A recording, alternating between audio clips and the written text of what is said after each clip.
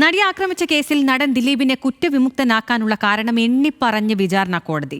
അതിജീവിതയുടെ മൊഴിയിലെ പൊരുത്തക്കേടും പോലീസ് അന്വേഷണത്തിലെ വീഴ്ചയുമാണ് കോടതി ഉത്തരവിലുള്ളത്.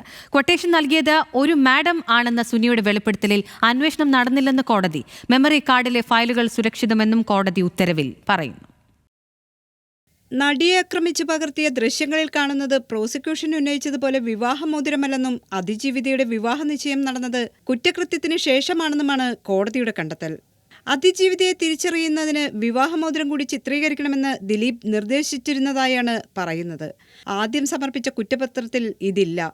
നടിയെ ബ്ലാക്ക്മെയിൽ ചെയ്ത് പണം തട്ടാൻ വേണ്ടിയാണ് പ്രതികൾ കുറ്റകൃത്യം ചെയ്തതെന്ന സൂചനയാണ് അന്വേഷണ സംഘം ആദ്യം മുതൽ മുന്നോട്ട് വച്ചിരുന്നതെന്നും കോടതി ചൂണ്ടിക്കാട്ടി.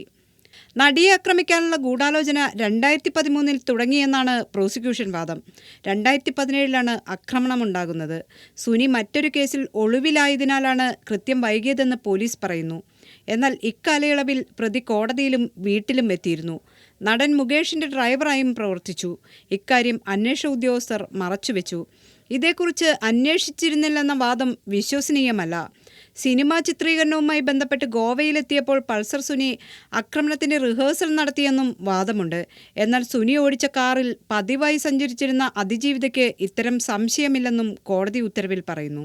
ആക്രമണ ദൃശ്യങ്ങൾ പകർത്തിയ മെമ്മറി കാർഡിലെ 8 ഫയലുകൾ സുരക്ഷിതമാണെന്നാണ് കോടതിയുടെ കണ്ടെത്തൽ. അതിനാൽ വിചാരണയെ ബാധിച്ചിട്ടില്ലെന്നും ദൃശ്യങ്ങൾ ചോർന്നിട്ടില്ലെന്നും കോടതി ഉത്തരവിൽ പറയുന്നുണ്ട്. ദൃശ്യങ്ങൾ പകർത്താൻ പൾസർ സുനി ഉപയോഗിച്ച ഫോൺ കണ്ടെത്താനാകാത്തത് അന്വേഷണത്തിലെ പ്രധാന ന്യൂനതയാണെന്നും കോടതി ഉത്തരവിലുണ്ട്. Legal desk, news Malayalam.